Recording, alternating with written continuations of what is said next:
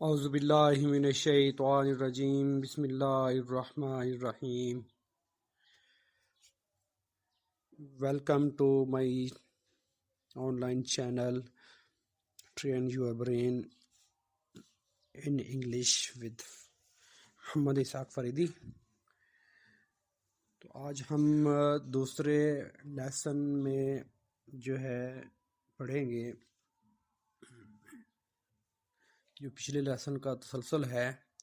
पहले लेसन में हमने पढ़ा ग्रामर का बैकअप, जाना कि ग्रामर क्या चीज़ होती है, ग्रामर इंग्लिश ग्रामर हमारी किस चीज़ पर रिलेट करती है, उसकी बेस क्या है, अल्फ़ाबेट्स हैं। उसके बाद फिर लेटर टर्म को पढ़ा, लेटर की टाइप्स को पढ़ा, साउंड के लिहाज से भी इसकी टाइप्स देखी और आगे जो है शेप के लिहाज से भी उसकी टाइप्स देखी। अब हम जो है इससे नेक्स्ट आगे चलते हैं कि लेटर की टर्म को समझने के बाद नेक्स्ट टर्म हमारी ग्रामर के अंदर आती है, वो वर्ड है। वर्ड कैसे बिल्ड होता है, वर्ड क्या चीज़ है कि group of meaningful letters make a word, कि जो हरूफ का बामानी मजमुआ है वो वर्ड कहलाता है। एग्जाम्पल जैसे बुक है, पाकिस्तान, मैन, एट्सेट्रा। अब बुक, जिसे बुक में बी एक लेटर है, ओ एक लेटर है, फिर दूसरा ओ एक लेटर है और के एक लेटर है। इस तरह ये 4 लेटर से जो है बुक वर्ड जो है वो बन गया लेटर के ग्रुप से। इस तरह पाकिस्तान जो है PAKISTAN, ये 8 लेटर से के कम्बिनेशन से जो है वो पाकिस्तान बन गया। इसी तरह मैन है MAN, मैन, ये 3 लेटर से मिलकर। इस तरह इंग्लिश के जो जितने भी वर्ड्स हैं वो सारे लेटर के कम्बिनेशन से बने होते हैं। इसके बाद आता है जी हमारे पास सेंटेंस। तो ये group of meaningful words make a sentence. अल्फाज का बामानी मजमुआ जो है वो एक जुमला बनाता है। Example Salim goes to school, कि सलीम जो है वो स्कूल जाता है। तो ये एक जो है वो सेंटेंस है जिसके अंदर 4 वर्ड्स यूज हुए हैं, सलीम गोज़ टू स्कूल।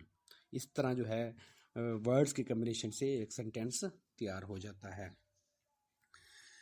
इसी तरह सेंटेंस से आगे जो ग्रुप बनता है उससे वो एक पैराग्राफ बन जाता है। पैराग्राफ के कम्बिनेशन से एक चैप्टर बन जाता है। चैप्टर के कम्बिनेशन से एक बुक बन जाती है। बुक्स की कम्बिनेशन से एक लाइब्रेरी बन जाती है। यूं जो है स्टेप बाय स्टेप आपका जो नॉलेज है आपका और ये इंग्लिश के जो वर्ड्स हैं वो गैदर होते होते जो है एक पूरी बुक और लाइब्रेरी की शक्ल अख्तियार कर जाते हैं। नेक्स्ट हमारे पास इसके अंदर आती है जी टर्म स्पीच। स्पीच कहते हैं कलाम को। ये आपने अक्सर वर्ड सुना होगा, असेंबली में, स्कूल में जो है टीचर स्टूडेंट को कॉल करता है कि जी फलां स्टूडेंट को दावत दी जाती है कि आके स्पीच करे। स्पीच करे मीन कलाम करे, मतलब बोले आके।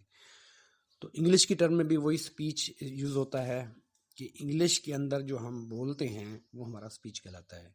द सेंटेंस विच वी से in English is called speech.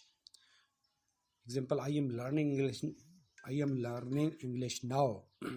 तो ये जो है एक कलाम मैंने किया, एक जुमला बोला है, तो ये ग्रामर की ज़बान में इसको स्पीच कह सकते हैं। नेक्स्ट इसके अंदर आता है जी parts of speech. Parts of speech, जिस तरह पार्ट्स ऑफ बॉडी हम काउंट करवाते हैं, बॉडी एक जिस्म है तो पार्ट्स ऑफ बॉडी हम कहते हैं hand, foot, nose, arm, ear, एक बॉडी के पार्ट्स हैं। इसी तरह इंग्लिश के अंदर जो स्पीच किया जाता है, जो कलाम किया जाता है, जो लफ्ज़ बोले जाते हैं, जो जुमला बोला जाता है, हर उस लफ्ज़ का ग्रामेटिकली भी कोई नाम होता है, उसको कहते हैं हम पार्ट्स ऑफ स्पीच, यानी अज्ज़ाए कलाम। तो इसके अंदर पहला जो है वो नाउन है। नाउन जो है नाम को कहते हैं। किसी भी शख्स का, जगह का या चीज़ का जो नाम होगा वो ग्रामर की ज़बान में नाउन कहलाता है। इसी तरह फिर आगे आ जाता है जी प्रोनाउन। प्रोनाउन ऐसा लफ्ज़ होता है जो नाउन की जगह पर इस्तेमाल होता है। ये नाउन नहीं होता, नाउन की जगह पर इस्तेमाल होने वाला लफ्ज़ प्रोनाउन कहलाता है। एग्जाम्पल इसकी देख लें, जैसे अली गोज़ टू स्कूल। अब अली को हटा के हम यहाँ पर अगर ही लगा लेते हैं, ही गोज़ टू स्कूल, तो अब यहाँ अली की जगह पर जो वर्ड ही आया है तो ही जो है वो प्रोनाउन है। इसी तरह he, she, it, I, we, you, they वगैरह ये सब जो हैं प्रोनाउन कहलाते हैं ग्रामर की ज़बान में। इसी तरह नेक्स्ट हमारे पास आ जाता है वर्ब। वर्ब कहते हैं काम को।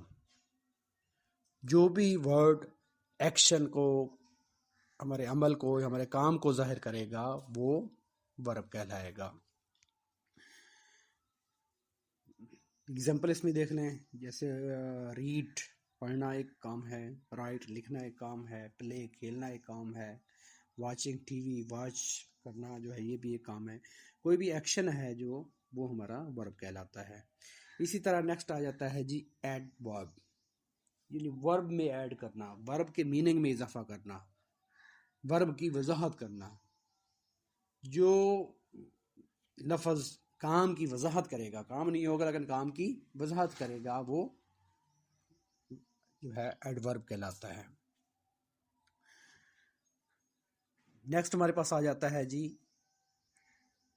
एडजेक्टिव।